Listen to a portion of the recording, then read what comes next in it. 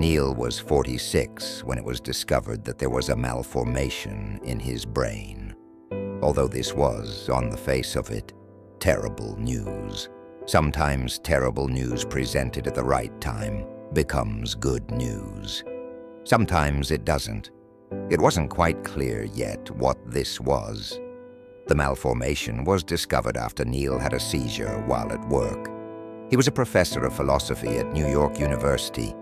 While teaching his course, Pessimism, Despair, and Hope, suddenly, his head tilted up and to the side, his eyes rolled back, his mouth opened like it was being pulled by a string, and then he collapsed backwards.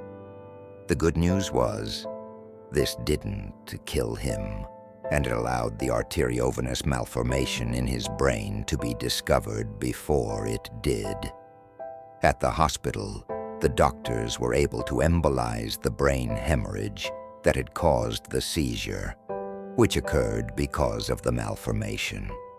The embolization filled the abnormal connections between his arteries and veins and prevented oxygenated blood from circulating throughout his brain. Even better news. The malformation was located close enough to Neil's skull where it could be accessed and removed completely. But there was a big catch. The malformation was located in Neil's frontal lobe, the area of the brain responsible for things like the way you think, problem solve, and engage with language. And so, one of the consequences of removing this piece of his brain was that it would likely affect his ability to think abstractly, to reason, assess, and comprehend theoretical and complex ideas. Of course, this was a central requirement for his work as a philosopher and a fundamental part of his identity.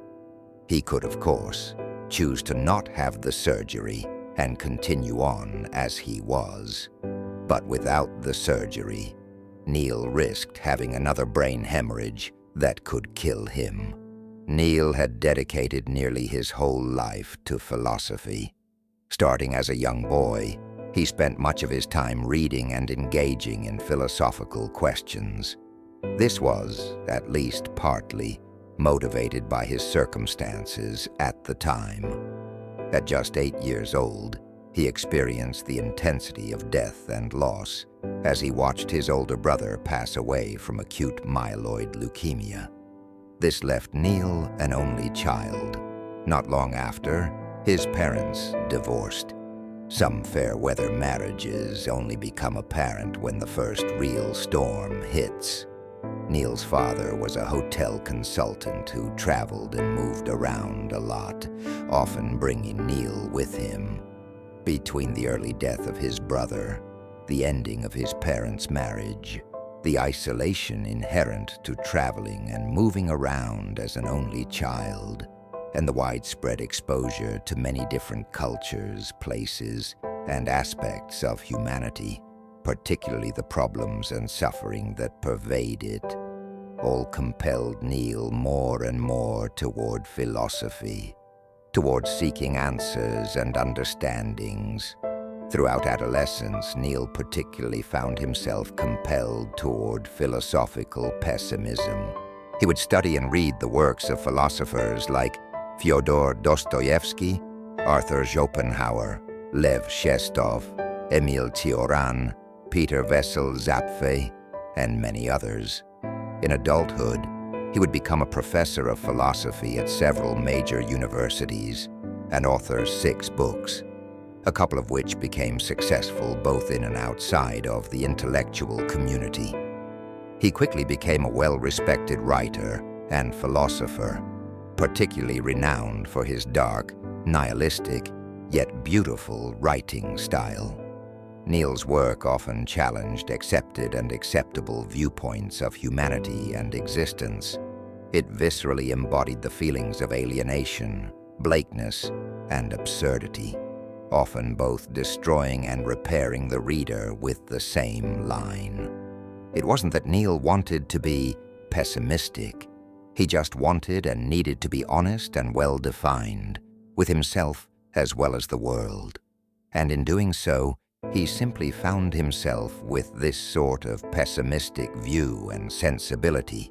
The desire was truth and honesty at any cost, not bleakness or pessimism, but truth and honesty at any cost includes bleakness and pessimism.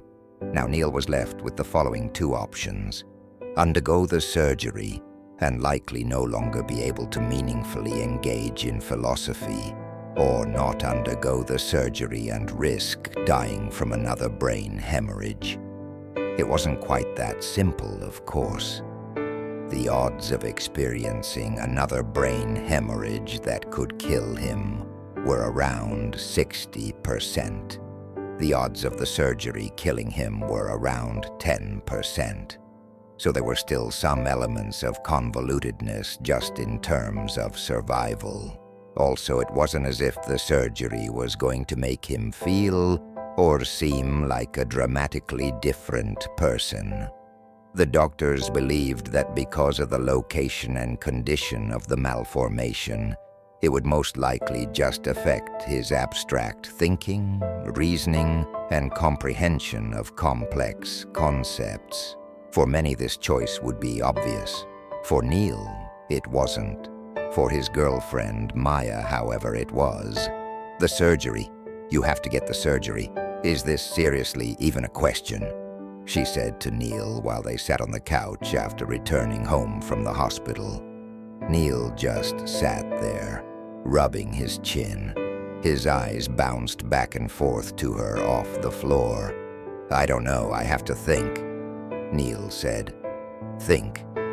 That's your problem. You intellectualize everything, and now you're considering letting yourself die over the prospect of not being able to intellectualize everything. You've spent your whole life asking questions and thinking abstractly about everything. But what has that gotten you? Are you better off than before you started? Or if you never had at all?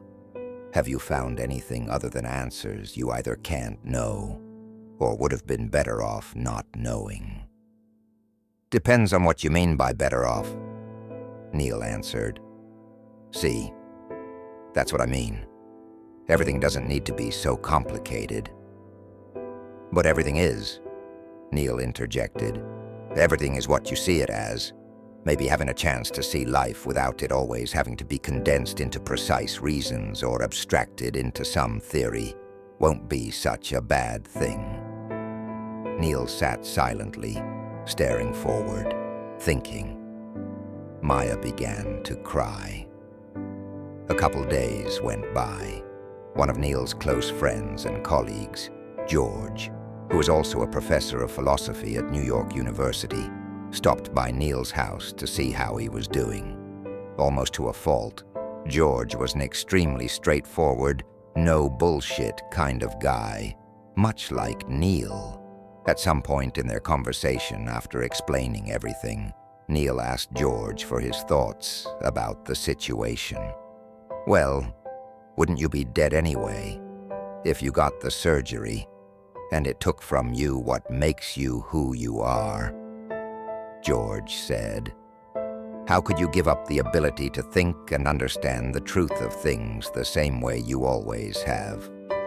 To be able to question things with that level of granularity you've dedicated your life to potentially not even care about contemplating things. It's like returning to the starting point of philosophy and not even choosing to pick up the first book.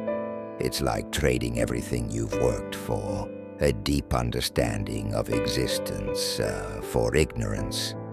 Is that what you want? George concluded. Neil nodded at George as he exhaled with his lips clenched.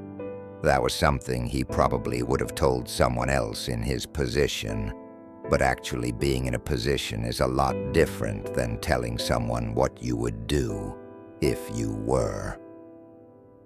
Around a week later, Neil's father came to visit him, a very stoic, pragmatic individual.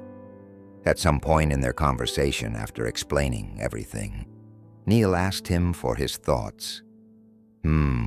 His father said, "I've always respected what you do. You know that. But I've never fully understood it, to be honest. I've lived my whole life without asking any of these sorts of, what do you call them, metaphysical questions, and I've been fine. You know what they say, right? Ignorance is bliss." Neil looked at his father. His eyes seemed to widen a bit as he did. "But," his father continued, "at the same time, there are things in my life that I would sacrifice bliss for, that I wouldn't want to live without. I guess you have to ask yourself, what's that for you? Is philosophy more dangerous than it's worth here? Or is it worth the risk?" Neil spent the rest of the week thinking, back and forth, back and forth, back and forth. The next Monday, he had a follow-up appointment with the neurologist. He sat across from them in their office, looking down. "So," the doctor said, "have we decided? Are we moving forward with the surgery?" Neil looked up and breathed in deeply. "Yes, I've decided," he said confidently.